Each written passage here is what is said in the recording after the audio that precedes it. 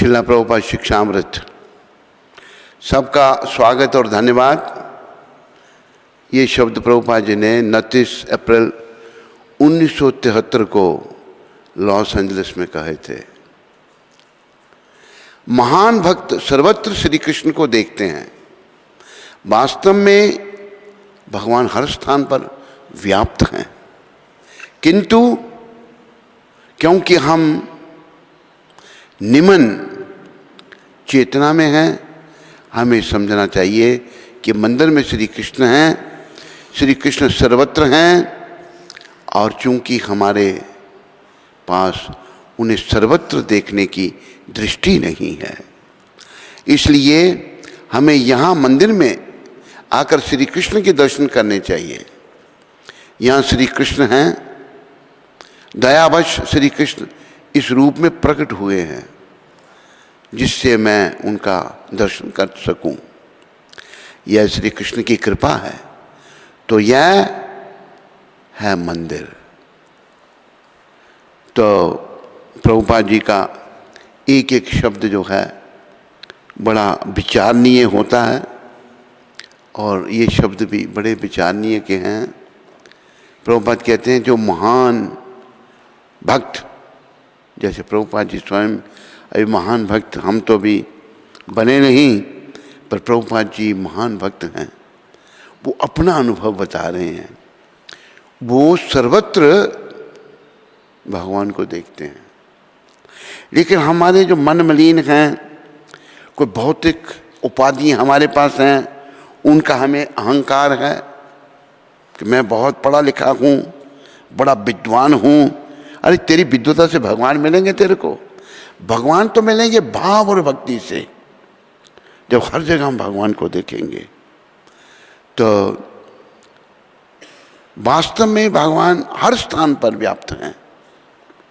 प्रभुपाद कह रहे हैं कि सब जगह भगवान हैं, लेकिन हम निम्न चेतना, हमारी भावना निकृष्ट है, गंदी भावना है, जिसके कारण हमें ये समझना चाहिए कि मंदिर में श्री कृष्ण हैं। सब जगह हम नहीं देख सकते उनको, क्योंकि बड़ा गंध भर गया है अंदर, विचार दूषित हो चुके हैं हमारे। तो लेकिन भगवान श्री कृष्ण सब जगह हैं, और हमारे पास उनको सब जगह देखने की दृष्टि नहीं है। सब जगह हम उनको नहीं देख सकते। तो ये दृष्टि पैदा कैसे होगी? जब शुद्धि होगी। हम अहंकार में भरे पड़े हैं, मैं बड़ा विद्वान हूँ, मैं बहुत पढ़ा लिखा हूँ, मेरे पास ये डिग्री है, वो डिग्री है। अरे भले मानस, ये डिग्री किसी काम की नहीं। अगर तेरे पास भक्ति की डिग्री आएगी, चाहे तू अनपढ़ गंवार होगा ना, तो भगवत प्राप्ति करेगा। भौतिक डिग्रियों से तू भगवान को नहीं मिल सकता। ये तू अपने दिमाग से निकाल दे। वो शब्द हैं, पोथी पढ़ पढ़ जुग मुआ, पंडित भया ना कोई।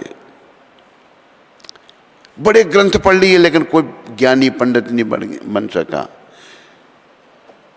2.5 अक्षर प्रेम के पढ़े सो पंडित होए। जो प्रेम, जिसने भगवान से प्रेम करना सीख लिया, वो बड़े पंडित है सबसे। तो भगवान बड़ी कृपा करके मूर्ति रूप में प्रकट हुए हैं। वो सर्वत्र हैं, सब जगह हैं, लेकिन हमारे पास ऐसी दृष्टि नहीं है। मन मेरा मलिन है, सब जगह हम उनको नहीं देख सकते। तो इसलिए भगवान मंदिर में आकर श्री कृष्ण जो है हमें दर्शन दे रहे हैं, उनके दर्शन करने चाहिए। और यहाँ कृष्ण, ये कृष्ण यहाँ बैठे हुए हैं। तो दयावश श्री कृष्ण, हम श्री कृष्ण बस इस रूप में प्रकट हुए हैं जिससे मैं उनका दर्शन कर सकूं। कृष्ण दया से भरे पड़े हैं, लेकिन हमारे कर्म इतने निर्दयी हैं, हमारे दोष इतने खराब हैं कि वो हमको कृष्ण की कृपा नहीं लेने देते। और इसी हालत में ये शरीर का अंत हो जाता है और हम घोर नरक में चले जाते हैं। इसलिए ये बड़ी सुंदर शिक्षा जो प्रभुपाद जी ने दी है, जिन्होंने अपने आप को नरक में जाने से बचाना है, वो शिक्षा को धारण करो अपने जीवन में। ये है मंदिर। और मंदिर में सेवा भी हमको बड़े भाव से, बड़ी श्रद्धा से करनी चाहिए। निष्काम भाव, प्रभुपाद जी ने क्या दिया? निष्काम सेवा, कोई कामना नहीं, कोई इच्छा नहीं। तो धीरे धीरे हमारी प्रगति होगी। आयु तो बढ़ती जा रही है, लेकिन आध्यात्मिक पथ में हम आगे नहीं बढ़ रहे। जब भी हमको मौका मिलेगा प्रजल्प करेंगे, बेकार की बातें करेंगे, क्योंकि गंदगी इतनी भर चुकी है अंदर, वो ऐसे नहीं निकलेगी। उस गंदगी को निकालने के लिए हम सबको प्रयास करना होगा कि मैं निर्मल हो जाऊं, मन मेरा निर्मल हो जाए। रामायण में राम जी एक बात कहते हैं, निर्मल मन जन सोई मोहे पावा, मोहे कपट छल छिद्र न भावा। जिसका मन निर्मल है, शुद्ध है, वही मुझे पा सकता है। जिसके मन में छल कपट है, छिद्र है, बुराइयां हैं, वो मुझे नहीं पा सकता। तो हम सबको अपना निरीक्षण करना चाहिए, पुरुष को भी, स्त्री को भी, बच्चे को भी, बूढ़े को भी, कि मेरे अंदर कितना छल कपट है। जब तक मेरा जीवन है, मैंने छल कपट को निकालना है। और अहंकार हमारे और भगवान के बीच में दीवार है, इस बात को याद रखो।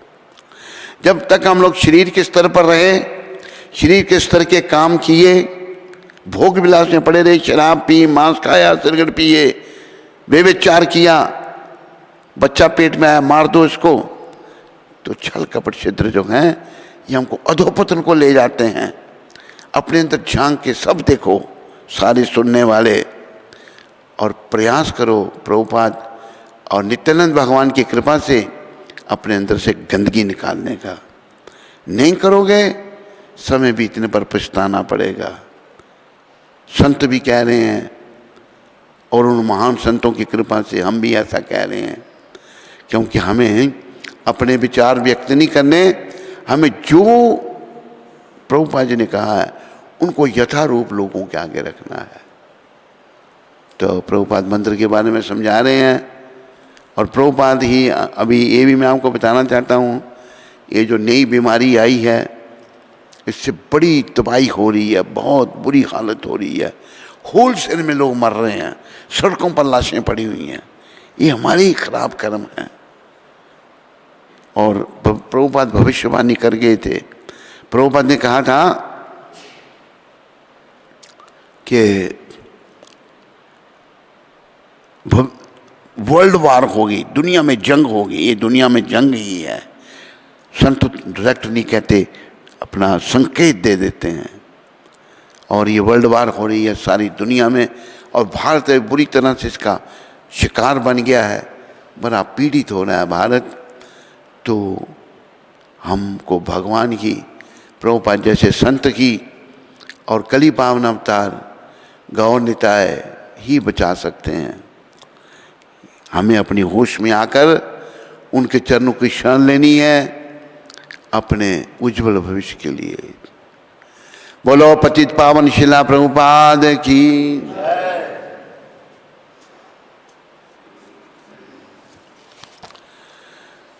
नमा ओम विष्णुपदाय कृष्ण पृष्ठाय भूतले श्रीमते भक्ति वेदांत स्वामी नामने। नमस्ते सरस्वती देवे गौरवाणी प्रचारणे निर्विशेष शून्यवादी समस्त देश तारणे। जय जय जय प्रभुपाद, जय जय जय प्रभुपाद, जय जय जय प्रभुपाद, जय जय जय प्रभुपाद, जय जय जय प्रभुपाद, जय जय जय प्रभुपाद, जय जय जय प्रभुपाद, जय जय जय प्रभुपाद। जय जय श्री कृष्ण चैतन्य नित्यानंद, जय जय श्री कृष्ण चैतन्य, जय द्वैत चंद्र जय गौर भक्त वृंदा।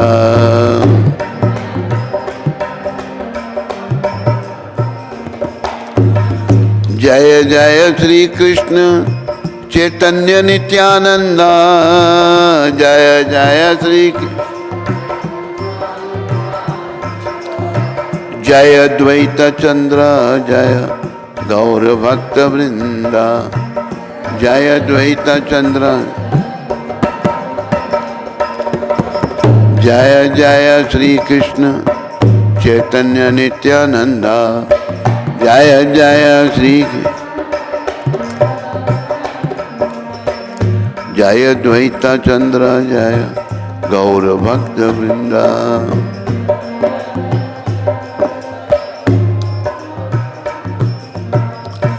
बोलो कली पावन अवतार गौर निताय भगवान की,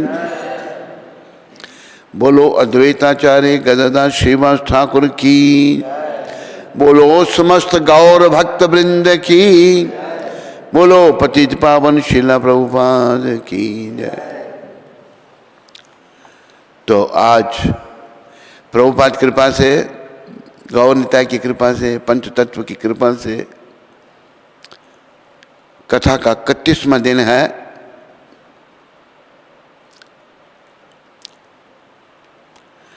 तो भगवान 5 सालों के बाद पुनः गौड़ देश में प्रवेश किया है। कल की कथा में, कल के प्रसंग में सच्ची माता भी वहाँ पधारी हैं। उनके प्रति भगवान ने बड़ा भाव व्यक्त किया।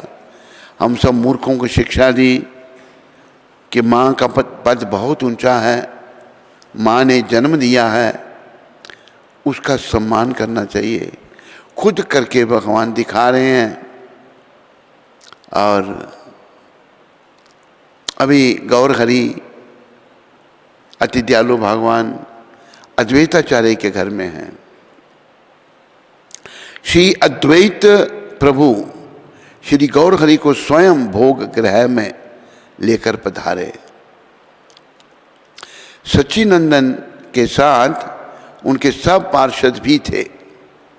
माता जी के हस्तकमल से तैयार किए हुए सब प्रसाद का दर्शन करके आपने दंडवत प्रणाम करके मुस्कुराते हुए कहा, इस प्रसाद का भोजन तो दूर रहा, जो इसका दर्शन भी कर लेता है उसका भव बंधन छूट जाता है। इस प्रसाद की सुगंधी से श्री कृष्ण में भक्ति होती है। निश्चय होता है कि श्री कृष्णचंद्र ने अपने पार्षदों सहित बड़े प्रेम से भोग लगाया है। तो जो भोग उनको अर्पण किया है उसकी सराहना कर रहे हैं। और माता जी ने बनाया है, वो यशोदा जी का अवतार हैं और भगवान ने उसको स्वीकार किया है। कई बार भोग जब भाव से नहीं बनता, भगवान स्वीकार नहीं करते। इसलिए जो भी भोग बनाते हैं, जो भगवान के लिए बड़े भाव से बनाएं, मुंह बांध कर बनाएं, हृदय में हरि सिमरन करें, हे कृष्ण, हे राधा रानी, हे गौर भगवान, हे सीताराम लक्ष्मण हनुमान, हे नृसिंहदेव प्रहलाद महाराज, मैं आपके लिए भोग बना रहा हूँ या बना रही हूँ, कृपया उसको स्वीकार करना। भाव जब जागृत होगा तो भगवान उसको स्वीकार करेंगे। यहाँ गौर भगवान प्रसाद की जो है स्तुति कर रहे हैं। उनकी माता ने बनाया होगा प्रसाद, तो भगवान ने स्वीकार ही तो किया है। और चैतन्य महाप्रभु स्वयं कृष्ण हैं राधा भाव में। यह कहकर श्री गौरहरि भगवत प्रसाद की परिक्रमा करके या हो दिव्य आसन पर विराजमान होकर भोग लगाने लगे। प्रसाद की भगवान ने परिक्रमा की। प्रसाद इतना पूजनीय है, ये भगवान शिक्षा दे रहे हैं। परिक्रमा करके भगवान जो है दिव्यासन पर विराजमान होकर भोग लगाने लगे। सब भक्त वृंद दर्शन करने लगे। आज कोई भक्त साथ में प्रसाद पाने नहीं बैठा, भक्त कोई भगवान के साथ नहीं बैठा, कारण कि माता जी ने आज पुत्र का नारायण रूप देखा है। कृष्ण ही नारायण है, कृष्ण ही चैतन्य है, कृष्ण का ही सब विस्तार है। तो नारायण रूप भगवान ने माता को दिखाया। नारायण रूप में ही उन्हें भोजन करा रही हैं, कोई अपना पुत्र समझकर नहीं। माता को दर्शन दिए, भाव विभोर है माता। यह भी इच्छा में प्रभु की इच्छा है, भगवान की ही ये इच्छा है। श्री वैकुंठनाथ भोजन कर रहे हैं, यानी कि कृष्ण चैतन्य महाप्रभु वैकुंठ के मालिक हैं, और भाग्यवती सची माता प्रेम से दर्शन कर रही हैं। माँ बड़े प्रेम से उनके दर्शन कर रही हैं। तो ये भजन है, इस भजन को निकालो। भज भकत वत्सल श्री गौर हरि, भज भकत, धीरे धीरे बोलो। भज भकत वत्सल श्री गौर हरि, भकत वत्सल श्री गौर हरि, सोहि गोष्ठ बिहारी, श्री गौर हरि।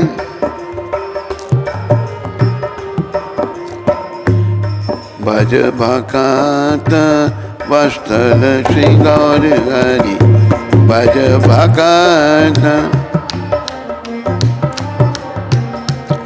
भज भकत वत्सल श्री गौर हरि।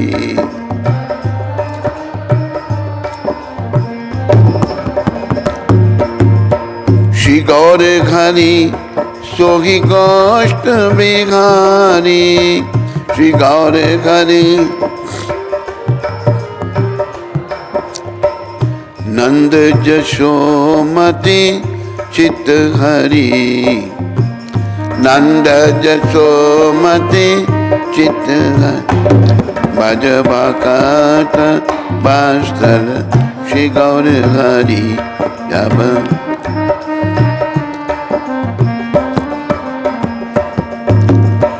बेला है लो दामोदर आइस एखन, भोग मंदिर बसी करह भोजन।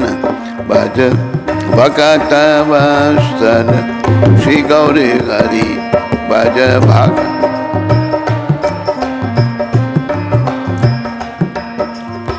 नंदेरा निदेशे विष गिरिवर धारी, बलदेव साहस का वैसे साहियारी।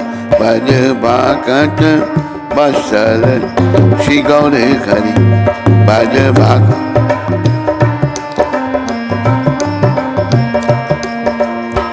शुक्ता शाकादि भाजी नालिता कुष्मांड, डाली डालना दुर्गत तुम भी दधी मोखंड। भज भकत वत्सल श्री गौर हरि।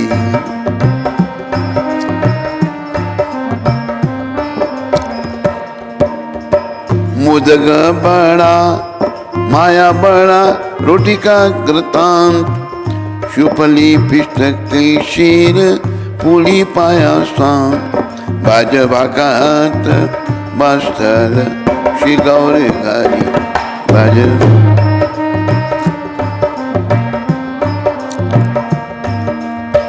कर्पूर अमृत केली संबा क्षीर सार, अमृत रसाला अमल द्वादश प्रकार। भज भकत वत्सल श्री गौर हरि, भज भकत।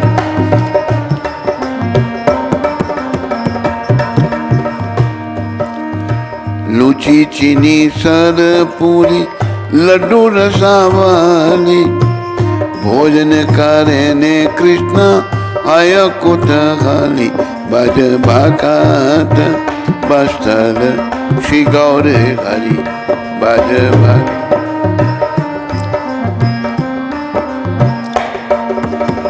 राधिकार पकब अन्न विविध व्यंजन, परम आनंदे कृष्ण करे न भोजन, भज भगत श्री गौर हरि, भज।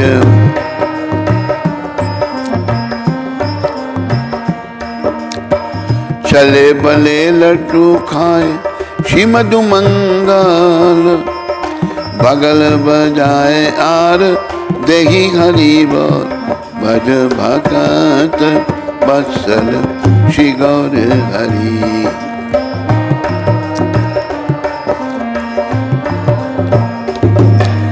राधिका दी गाने घेरी नयन रकोने, त्रिपट खाया खाए कृष्ण छुदा भवने, भज भगत बस्तल श्री गौर हरि।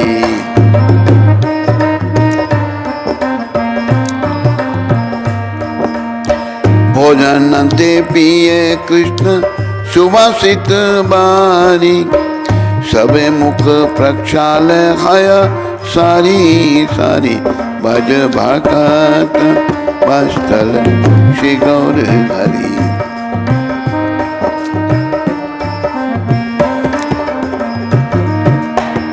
हसी मुख प्रक्षालय जट मखन गाने, आनंदे विश्राम करे बलदेव सन, भज भगत बस्तल श्री गौर हरि, भज।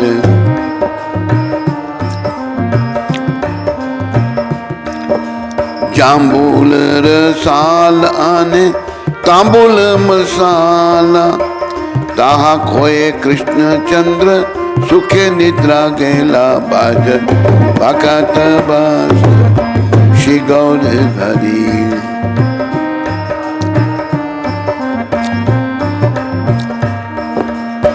विशाला कशी की पूछ चामर दुलाए, अपूर्व शयाए कृष्ण सुखे निद्रा जाए, भज भगत बस्तल श्री गौर हरि।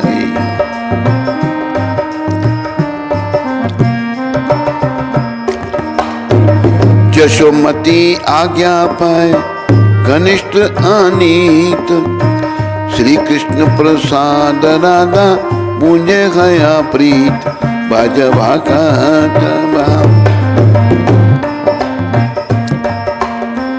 ललिता आदि सखी गया अभिशेष पाए, मने मने सुखे राधा कृष्ण गुण गाए, भज भगत बस श्री गौर हरि, भज।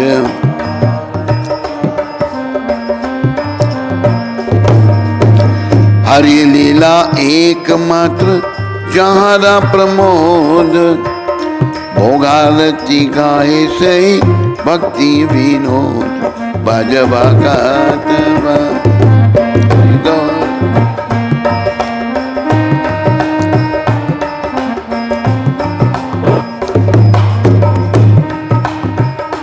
अरे भाइयों, आप सभी लोग भक्त वत्सल श्री गौर चंद्र का भजन करो।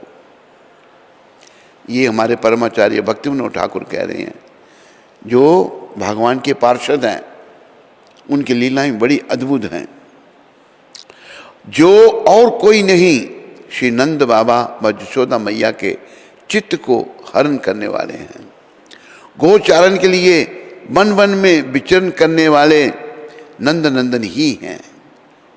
गौर हरि के लिए ये कह रहे हैं भक्ति विनोद ठाकुर महाराज।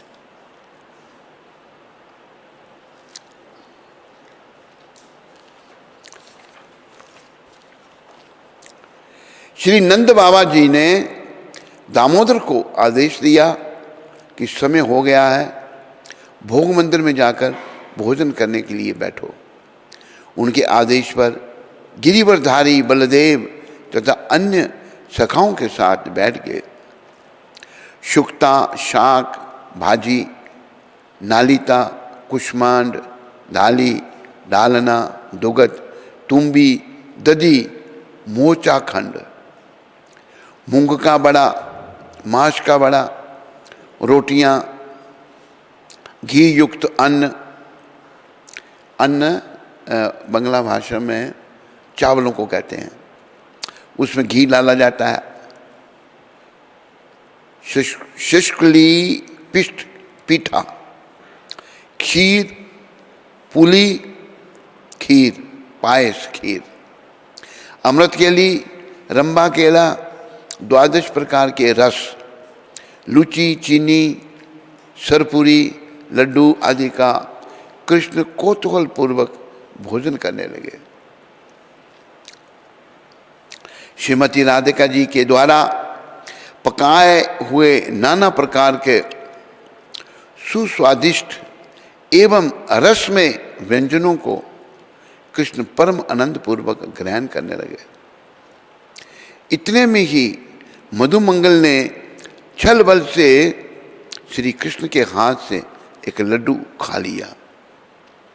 मधुमंगल भगवान के सखा हैं तथा आनंद से बगल बजाते हुए हरि बोल बोलने लगे। श्रीमती राधिका जी तथा उनकी सखियां छिपकर तिरछे नयनों से इस भोजन लीला का दर्शन कर रही हैं। इस प्रकार श्री कृष्ण यशोदा जी के भवन में उन समस्त व्यंजनों को खाकर तृप्त हो गए। भोजन के अंत में श्री कृष्ण ने सुशीतल एवं सुगंधित जलपान किया तथा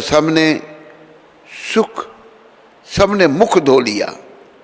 सभी सखा वृंद हाथ मुख धो लेने के पश्चात बलदेव जी के साथ विश्राम करने लगे। बोलो बलदेव भगवान की।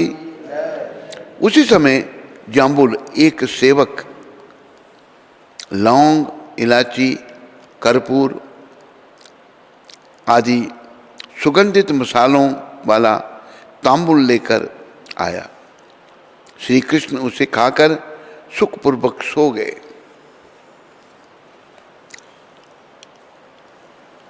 विशालक्ष एक सेवक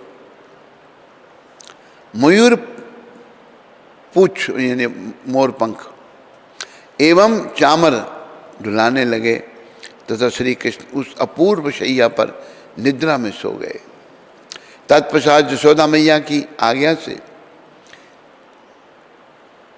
धनिष्ठा कृष्ण की एक सखी के द्वारा लाए हुए श्री कृष्ण के प्रसाद को श्रीमती राधिका जी ने प्रेम पूर्वक खाया तथा अविशिष्ट प्रसाद को ललिता इत्यादि सखियों ने आनंद पूर्वक ग्रहण किया तथा वे मन ही मन राधा कृष्ण का गुणगान करने लगे।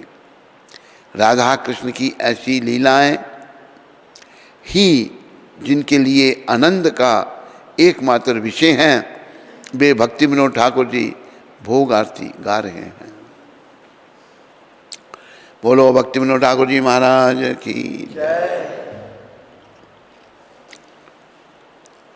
तो श्रीमन महाप्रभु जननी के श्री कर कमलों से बनाए हुए शाकों की प्रशंसा करते हुए कहते हैं, भक्तों यह जो अच्युत नाम का शाक है, इसके पाने से श्री कृष्ण में अनुराग होता है।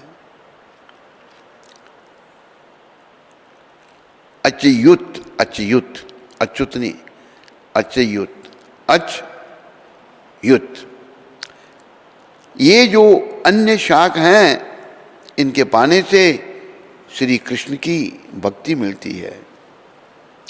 इस प्रकार सब शाकों तथा पाकों की महिमा गान करते हुए श्रीमन महाप्रभु आनंद से प्रसाद पा रहे हैं। बोलो श्री कृष्ण चैतन्य महाप्रभु की। भक्तवृंद भी श्री हरि की सुधामयी वाणी श्रवण कर परम सुख पाने सुख मान रहे हैं। सची माता आज अपने सब दुख को भूलकर निर्निमेष नयनों से श्री गौरहरि के मुखचंद्र के को निहार रही हैं। श्रीमन महाप्रभु के भोजन विलास समापन होने पर आचमन करके विश्राम गृह में पधारते ही श्री नित्यानंद प्रभु, श्री अद्वैत प्रभु तथा सब भक्तवृंद उनके उच्चिष्ट प्रसाद को लूट लूट कर खाने लगे। और जब भगवान ने भोग लगा लिया तो सारे ये भगवान के पार्षद उनका जो बचा हुआ प्रसाद उसको लूट लूट करके खा रहे हैं, भोग लगा रहे हैं। उस लूट में शास्त्रार्थ भी आरंभ हो गया। किसी ने कहा जूठा खाना ब्राह्मण का काम नहीं है, मैं शूद्र हूं, यह मेरा भाग है। आपस में लड़ रहे हैं, ऐसे बातें कर रहे हैं। ब्राह्मण का काम नहीं है तो कहते जूठा, फिर मैं शूद्र हूं, ये मेरा, मैं खा सकता हूं, जब वो शूद्र नहीं है। किसी ने कहा भाई जो ब्राह्मण हो सो हो, मैं तो ब्राह्मण ही नहीं हूं। कोई आंख बचाकर दूर जाकर खाने लगा। कोई कहता मैं ब्राह्मण भी नहीं हूं। कोई बोला यह उच्चिष्ट प्रसाद शूद्र के योग्य नहीं है, इसका विचार शास्त्र से फिर करना। कोई जो निर्बल था कहने लगा भाई मैं अवशेष नहीं चाहता, मुझे तो खाली पत्तल ही दे दो। कोई बोला पत्तल तो सदा मैं उठाता हूँ। आज जो तुम लोग ले रहे हो यह केवल तुम्हारी बरजोरी है। भाव यह है आज ब्राह्मण, शूद्र, सन्यासी, ब्रह्मचारी सभी श्री परमेश्वर के प्रसाद के लिए व्याग्र हो रहे हैं,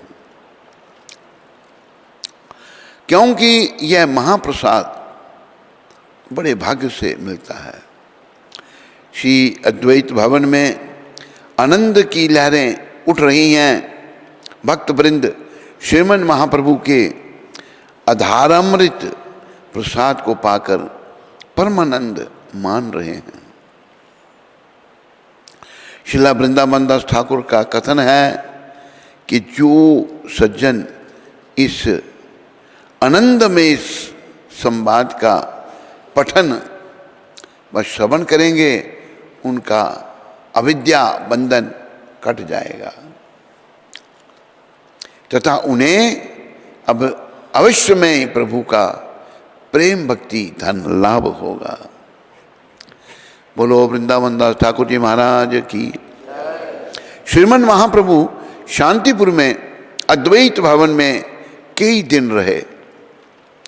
महाप्रभु वहाँ से राम के लिए गए, जहाँ वे श्री रूप और श्री सनातन को मिले तथा उन्हें अपने प्रधान शिष्यों के रूप में स्वीकार किया।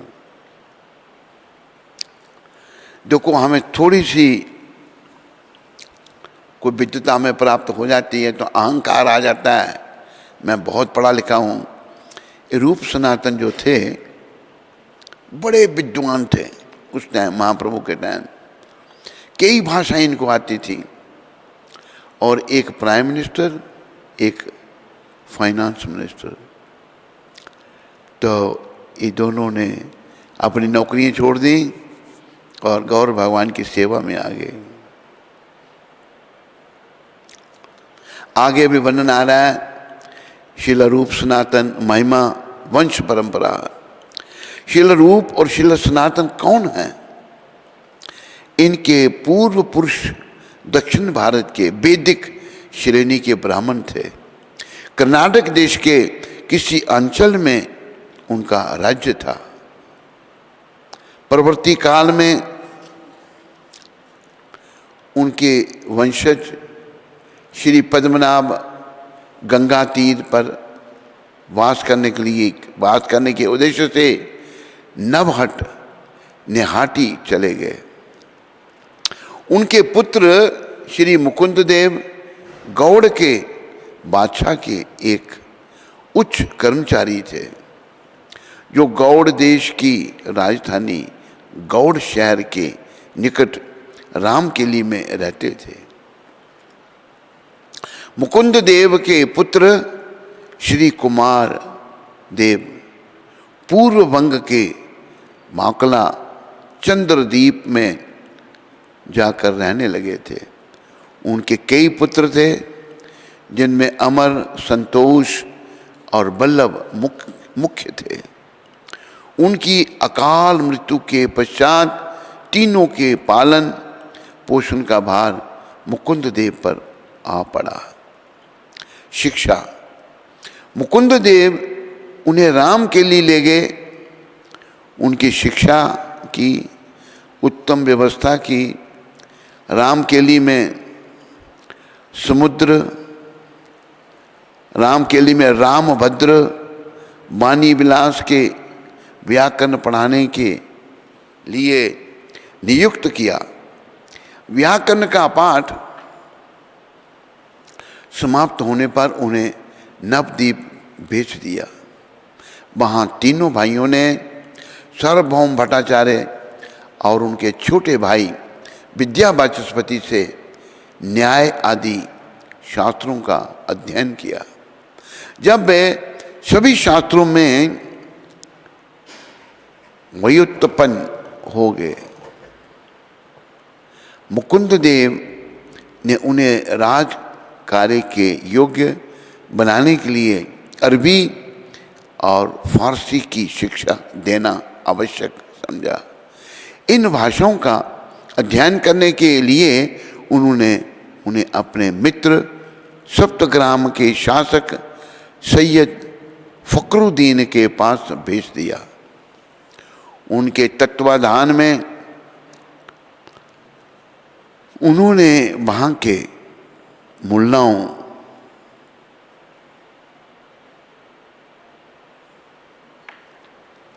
की सहायता से इन भाषाओं पर भी पूर्ण अधिकार प्राप्त कर लिया। राजकार्य। अब तीनों भाई राजकार्य के लिए हर तरह से उपयुक्त थे। उनकी विद्वता और बुद्धिमत्ता की ख्याति चारों ओर फैलने लगी। वे किस प्रकार से उस समय गौड़ेश्वर हुसैन शाह बादशाह के मंत्री बने थे, इस संबंध में कुछ लोक परंपरा मिलती है। बादशाह के जो गुरु मौलवी थे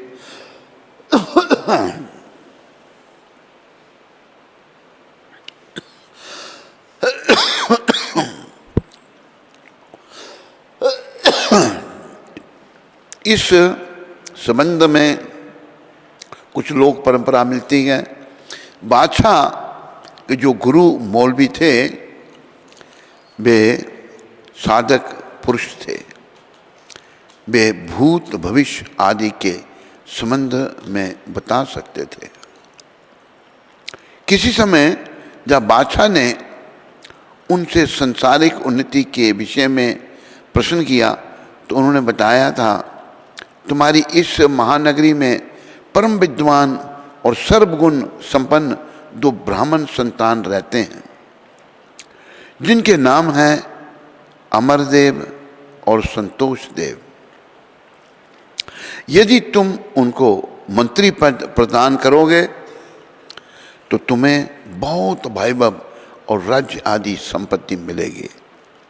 बादशाह ने गुरु के कहने के अनुसार पहले अमरदेव को और फिर संतोष देव को किसी ऊंचे पद पर नियुक्त कर दिया। दोनों ने अपनी विलक्षणता का परिचय दिया। कुछ ही दिनों में उन्नति कर अमरदेव ने प्रधानमंत्री और संतोष देव ने राजस्व मंत्री, फाइनेंस मिनिस्टर का पद ग्रहण किया। गौड़ के बादशाह हुसैन शाह ने जबरदस्ती ही अमरदेव और संतोष देव को लाकर राजमंत्री का पद सौंपा था। वे लोग ना चाहकर भी यवन राजा के भय के कारण राज कार्य करने लगे। बादशाह ने उन्हें प्रचुर मात्रा में अर्थ यानी कि धन संपत्ति दान में दी। दोनों की कार्य दक्षता से प्रसन्न हो हुसैन शाह ने अमरदेव को साकर मलिक और संतोष देव को दबीर खास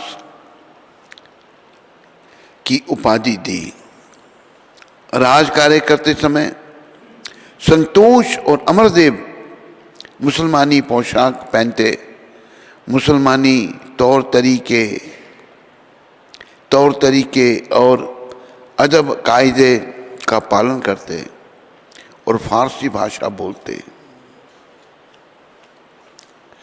उन्हें देख किसी को यह अनुमान करना कठिन होता कि वह धर्मनिष्ठ हिंदू हैं।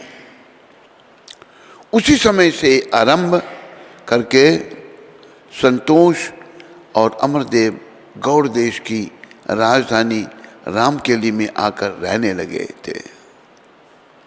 देश विदेश से बड़े बड़े ब्राह्मण और पंडित लोग उनके घर पर आते थे और विभिन्न शास्त्रों पर चर्चा करते थे।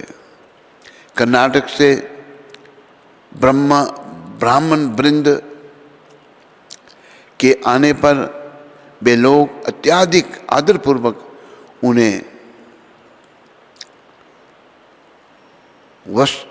वास स्थान आदि प्रदान किया करते थे।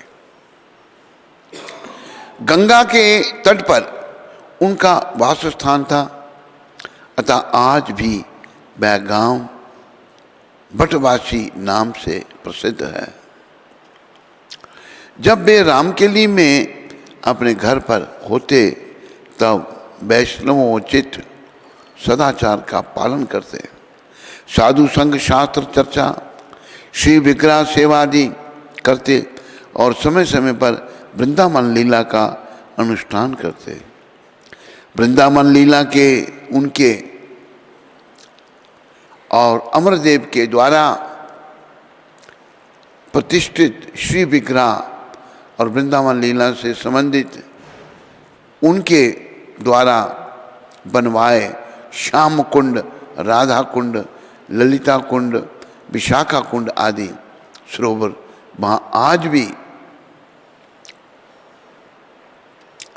वर्तमान हैं। इसलिए रामकेली का एक नाम कृष्ण केली भी है। ग्रह त्याग,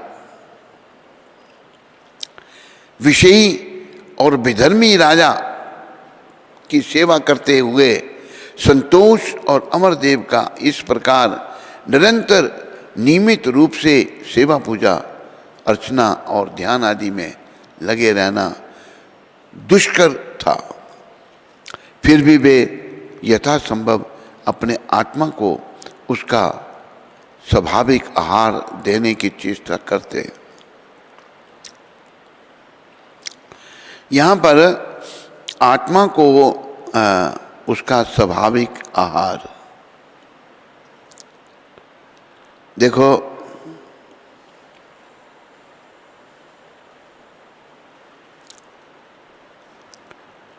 शरीर की खुराक, शरीर का आहार भोजन और आत्मा का आहार भजन भगवान का है। तो ये दोनों भाई करते, चेष्टा करते रहते। इसमें जब बाधा पड़ती तो बेचैन हो उठते। जब आत्मा को आहार वो नहीं दे पाते तो बेचैन हो जाते थे। जिस समय संतोष और अमरदेव रामकेली में बादशाह के मंत्री का काम संभाल रहे थे, ठीक उसी समय श्री गौर सुंदर भगवान अपने भक्तों को साथ लेकर नवद्वीप में महासंकीर्तन विलास और पापी तापियों के उद्धार करने की लीला कर रहे थे। संतोष और अमरदेव नियमित रूप से महाप्रभु की इस उदारता और कृपालुता की बातें सुना करते। नित्य ही जो आराध्य देव हैं, ऐसे श्री गौर सुंदर के दर्शन के लिए उनके हृदय में परम उत्कंठा जागृत हो गई। अमरदेव यद्यपि उसी समय नवद्वीप नगर में जा नहीं सके, तथापि वे नवद्वीपवासी लोगों के प्रति अत्यधिक प्रीति प्रकट करते थे। राजा और माया के दासत्व की बेड़ियों से छुटकारा पाने के लिए उन्होंने महाप्रभु की शरण ली। उन्होंने और उनके अग्रज अमर देव ने उन्हें पत्र लिखा, कातर भाव से श्री गौर के चरणों का दर्शन और माया के हाथ से अपनी उद्धार की प्रार्थना की। अमरदेव के उस पत्र के उत्तर में महाप्रभु ने उत्तर में प्रतीक्षा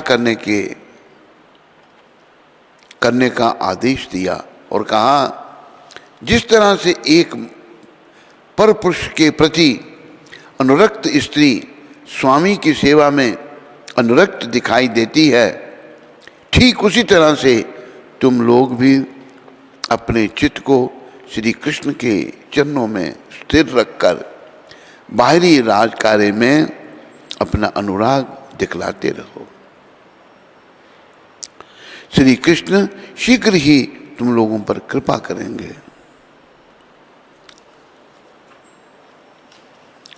तो देखो यहाँ के ये उदाहरण दिया है। एक स्त्री है, उसका पति है, परिवार का, बच्चे हैं। ये उदाहरण प्रभुपाद जी ने दिया है यहाँ पर। तो ये महाप्रभु के समय का उदाहरण है। महाप्रभु ने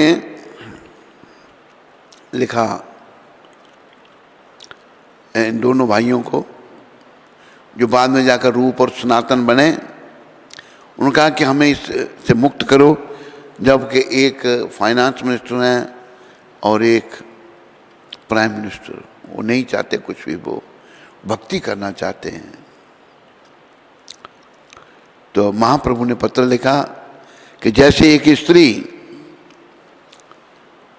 परिवार में है, लेकिन वो किसी दूसरे पुरुष को चाहती है। घर का काम बड़े ध्यान से वो करती है, लेकिन ध्यान बड़ी सतर्कता से घर का काम करती है, लेकिन ध्यान उसका परपुरुष में है। ये शिक्षा महाप्रभु ने दोनों भाइयों को कहा, काम करो, कृष्ण तुम्हारी शीघ्र ही मुक्ति करेंगे, तुम लोगों पर कृपा करेंगे। इसके उपरांत श्री गौर सुंदर ने संन्यास ग्रहण कर लिया और नदियां छोड़कर श्री पुरुषोत्तम क्षेत्र की ओर चल पड़े। यह बात सुनकर शिला रूप अत्याधिक व्याकुल हो उठे। जीवन में अब कभी भी श्री गौर सुंदर के लाल वर्ण के चरण युगलों के दर्शन नहीं हो पाएंगे, यह कहकर उनके प्राण विदीर्ण होने लगे और भीतर ही भीतर अंतर्मन में अंतर्यामी श्री गौर हरि के अभय चरणों में अपनी भयानक वेदना का निवेदन करने लगे। भक्त वत्सल महाप्रभु भक्त की पुकार पर स्थिर नहीं रह सके। भक्त को तो दर्शन देना ही होगा, ऐसा सोचकर कुछ दिनों के पश्चात श्री गौर सुंदर ने पूरी धाम से पुनः गौड़ देश की ओर यात्रा की। अकस्मात ही भक्त वत्सल महाप्रभु के मन में न जाने किस भाव का उदय हुआ कि वह गौड़ देश की राजधानी रामकेली गांव की ओर चल पड़े। एछे चोली आइला प्रभु रामकेली ग्राम, गौड़ेरा निकट ग्राम अति अनुपाम। तहाँ नृत्य करे प्रभु प्रेमे अचेतन, कोटि कोटि लोग आई से देखिते चरण। उसी तरह महाप्रभु रामकेली गांव में आ गए और गौड़ के निकट अनुपम गांव था। प्रेम में प्राय अचेतन होकर प्रभु ने वहां नृत्य किया। करोड़ों लोग उनके चरणों का दर्शन करने वहां आ गए। ये चैतन्य चरितामृत मध्य लीला में वर्णन है। पहला अध्याय 166 से लेकर 167 श्लोक में महाप्रभु के अद्भुत प्रभाव के विषय में सुनकर गौड़ के अधिपति बादशाह विस्मित होकर अपने कर्मचारियों से कहने लगे, बिना कुछ दान देने वाले उनके पीछे इतने लोग चलते हैं, मानना पड़ेगा कि वे अवश्य ही ईश्वर हैं। राजा भी अभी उनको मान रहा है। अतः यदि कोई व्यक्ति उनके प्रति किसी भांति से हिंसा करेगा तब उसे उपयुक्त दंड दिया जाएगा। वे महापुरुष अपनी इच्छा से ही भ्रमण करते रहे। शिला रूप का बादशाह के द्वारा दिया गया नाम था दाविर खास। अंततः बादशाह ने महाप्रभु के विषय में दाविर खास से ही पूछताछ की तो उन्होंने उत्तर दिया, जे तुम्हार राज्य दे लो, ये तुम्हार गोसाइयाँ, तोमार देशे तोमार भाग्य जन्मिला आशयाइया। तुम्हारा मंगल बांछे वाक्य सिद्धि होए, इहार आशीर्वाद तुम्हार सर्वत्र जाए। जिन्होंने तुम्हें राज्य प्रदान किया जो तुम्हारे गोसाई हैं, वे तुम्हारे सौभाग्य से ही आकर तुम्हारे राज्य में उत्पन्न हुए हैं। वे तुम्हारे कल्याण की कामना करते हैं, उनका कथन सिद्ध है। उनके आशीर्वाद से तुम्हारी सर्वत्र जय होगी। चैतन्य चरितामृत में ये वर्णन है। राजा तुम अपने मन से पूछो, तुम राजा हो जो विष्णु के अंश के समान होता है। तुम्हारे मन में श्री चैतन्य महाप्रभु के संबंध में जो ज्ञान उदित हुआ है वही इसका प्रमाण है। बादशाह ने कहा, मुझे लगता है कि श्री चैतन्य साक्षात ईश्वर हैं, इसमें कोई संदेह नहीं है। बादशाह ऐसा कहकर दरबार से निकलकर अंततः अंतःपुर को चले गए। तो आप देखो कि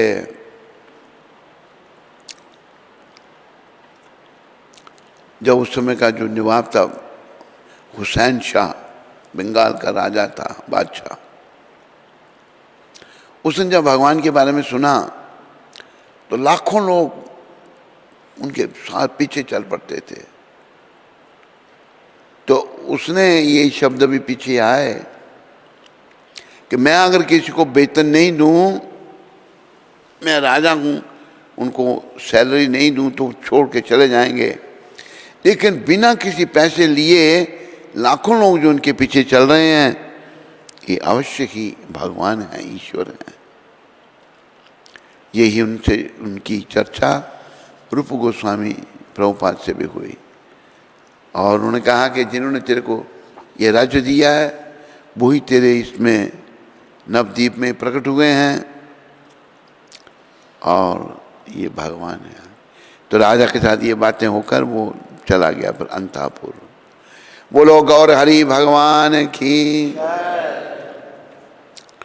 जय सचिनंदन गौर हरि, जय सचिनंदन गौर गोविंद हरि गोपाल हरि गोविंद।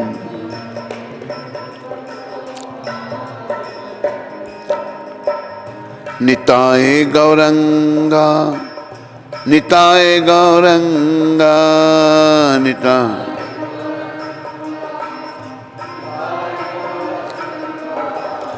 निताय गौरंगा गौर हरि, निताय गौरंगा गौर हरि जय गौर हरि, जय सचिनंदन गौर हरि गौर हरि,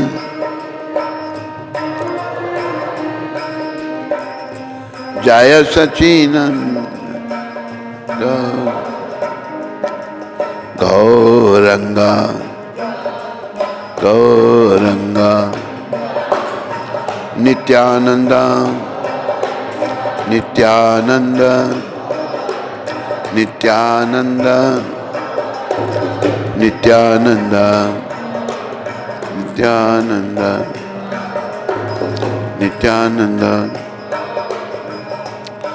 बोलो गौर हरि भगवान की, बोलो नित्यानंद भगवान की, बोलो अद्वैताचार्य गदाधर श्रीवास ठाकुर की, बोलो समस्त गौर भक्त वृंद की, बोलो पतित पावन जिन्होंने ये सब हमको दिए गौर निताय पंच तत्व, पतित पावन शिल प्रभुपाद की जय। हरे कृष्ण। सबका धन्यवाद और आज की कथा को यहीं विराम देते हैं। भगवान की भोजन लीला, माता को नारायण रूप में दर्शन देना, फिर रामकेली में रूप सनातन का कल्याण करना। शीतल माता सूरत से। हरे कृष्ण। हमारे प्यारे पतित पावन गुरु महाराज जी के चरणों में कोटि कोटि दंडवत प्रणाम। गुरु महाराज जी, आपने पुनः सपने में दर्शन दिए। स्वप्न में मैं बहुत रो रही थी तो आपने पहले दूर से दर्शन दिए और फिर मैंने देखा तो अचानक मेरे बाजू में प्रकट हो गए और मुझे बहुत सांत्वना दी और एक पिता की तरह मुझे चुप करवाया। गुरु महाराज, आप बहुत दयालु हैं। हम किसी लायक ना हो लेकिन फिर भी आप स्वप्न में हमें किसी तकलीफ़ में अकेला नहीं छोड़ते हैं। आपकी सदा ही जय हो। आपकी पतित बेटी। हरे कृष्ण। नीरज लोधी दिल्ली से। हरे कृष्ण महाराज जी दंडवत। नीरज जी लोधी। लोधी। हरे कृष्ण महाराज जी दंडवत प्रणाम। महाराज जी, आपके आशीर्वाद से मैं कोरोना नेगेटिव हो गया हूँ। कृपया कोरोना में ठीक हो गया जी। कृपया अपना आशीर्वाद बनाए रखना। बस खूब भजन भक्ति करो नीरज, और आध्यात्मिक प्रगति करो, भगवत प्राप्ति पथ पे आगे बढ़ो।